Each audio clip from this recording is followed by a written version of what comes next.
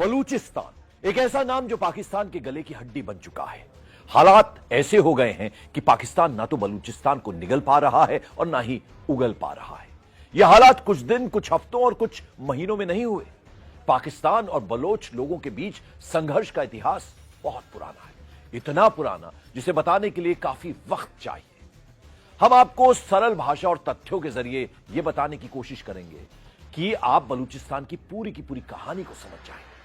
आपको यह जानकर हैरानी होगी कि बलूचिस्तान को भारत और पाकिस्तान से पहले आजादी मिली। जी हां, 11 अगस्त 1947 को बलूचिस्तान आजाद हुआ, यानी पाकिस्तान से 3 दिन पहले और भारत से 4 दिन पहले ही आजाद हो गया था बलूचिस्तान। लेकिन 1948 पाकिस्तान ने कश्मीर के एक भाग के साथ बलूचिस्तान पर भी जबरदस्ती कब्जा कर लिया। इसके बाद से ही बलूचिस्तान के लोग पाकिस्तान के खिलाफ विद्रोह करते रहे। हालांकि पाकिस्तानी सेना उनके विद्रोह की आवाज बंदूक की नोक पर हमेशा दबाती रही।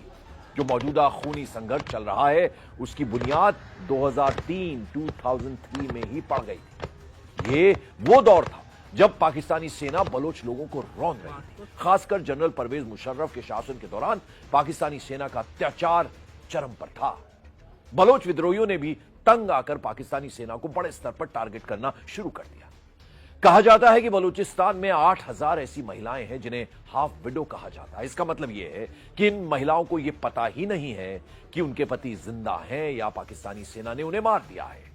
यह लिस्ट बलूचिस्तान की एक संस्था ने बनाई थी और इस लिस्ट में सिर्फ वो शामिल है जो जनरल मुशर्रफ के शासनकाल में गायब कर दिए गए। जनरल मुशर्रफ बलोच लोगों के खिलाफ बेहद क्रूर रहे। उनके शासनकाल में ही बलूचिस्तान के सबसे बड़े सियासी नेता नवाब अकबर खान बुगटी की हत्या हुई।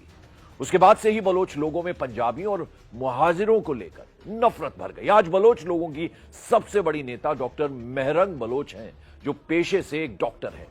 ये मेरा शर्फ है, ये मेरा एजाज है कि मैं बलूचिस्तान में पैदा हुई हूँ, जहाँ मेरा मकाम मेरे कौम परस्तों ने मुझे इस समाज में सबसे बड़ा मकाम दिया है।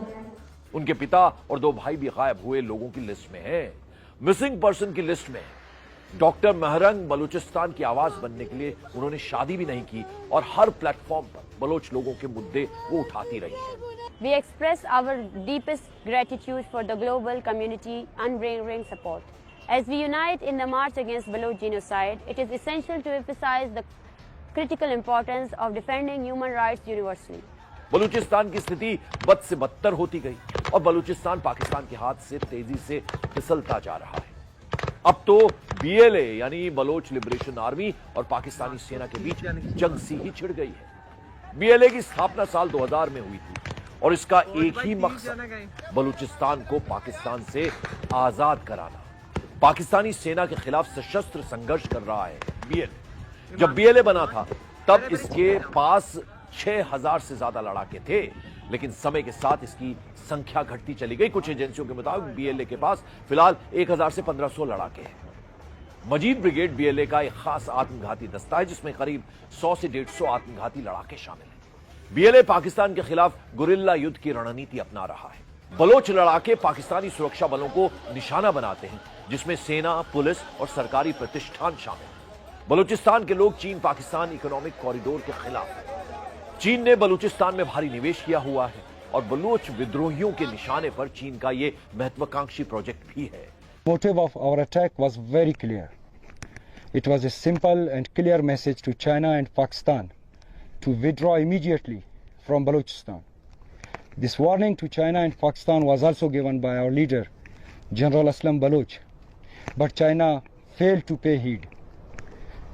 We once again make it clear that Gwadar and the rest of Balochistan belong to Baloch. It's our duty to protect our land and sea. Our operation Zir Pahazak. Baloch विद्रोहियों की वजह से यह प्रोजेक्ट भी खतरे में पड़ गया है, यानी बलूचिस्तान अब पाकिस्तान के लिए इतना बड़ा खतरा बन गया है कि उसे संभालना अब कतई आसान नहीं है। कि हमने ये बंदूक शौक से नहीं उठाया, आज हम लड़ रहे हैं, ये कोई मुहिमजोई नहीं है। हम वो बंदूक के शौकीक है या बहुत जगह ये प्रोपेगेंडा किया जाता है कि बलोच मिजाजी जंगजुआना है, ऐसी कोई बात नहीं है। तारीख उठा के देखे, आज से 70 साल पहले जब पाकिस्तान दाखिल हुआ बलूचिस्तान में, तो उनके हाथ में क्या था? क्या उनके हाथ में दस्तावेजात थे? उनके हाथ में कोई मुआहदा था? उनके हाथ में कोई फलाई मंसूबे थे? वो कोई अच्छे बेहतर हमसाए वाले ताल्लुकात रखना चाहते थे? मेरा ख्याल ऐसा कुछ नहीं था। जब वो दाखिल हुए तो तोप, टैंक और बंदूकें उनके हाथ में थे। वो कालात पे हमलावर हुए। उस हमले में उनके साथ चालबाजियाँ थे, कुछ हमारे गद्दार लोग थे और उनकी जो है साजिशें थी। उसके बावजूद भी मज़ामत हुआ उनके खिलाफ। कलात पे हमला हुआ, बमबारी हुआ, उसके बाद ज़हरी पे हमला हुआ, काहान पे हमला हुआ, आज बलोच के एक एक गांव पे हमला हो रहा है। तो आज ये हालत हम पे मुसल्लत की गई है और इसी हालत के हवाले से हम जो जदोजहद कर रहे हैं। जब आपके सामने वाले के हाथ में बंदूक को आप पूल नहीं उठा सकते, आप बिल्कुल पूल उठा के उसके सामने खड़े नहीं हो सकते। ये बंदूक उन्होंने उठाया है, तो जहाज उनके पास है। हम तो अपने दिफा कर रहे हैं, हम अपनी सरजमीन और कौम का दिफा कर रहे हैं और इस दिफा के लिए हम इस अज़म का अदा करते हैं कि हम आखिरियत तक जाने के लिए तैयार हैं। ये सरजमीन बलूचों की है, हज़ारों साल से ये हमारी सरजमीन है, इसके वसाइल हमारे हैं, इस पे फैसला करने का इख्तियार हक हमारा है। साजिशों के ज़रिए, गद्दारों के ज़रिए, चालबाजियों के ज़रिए, बंदूक के ज़ोर पे कोई इसे हासिल नहीं कर सकता और कोई नहीं ले जा सकता, मुकम्मल नहीं कर सकता अपना कब्ज़ा। कुछ शायद लूट के ले जाए हमारी कमज़ोरियों की वजह से, हमारी खामियों की वजह से, मगर आराम से और इत्मीनान से मालिक बन के वो यहाँ से कुछ भी नहीं ले जा सकता। ये एक वाज़ेह पैगाम हम दे रहे हैं।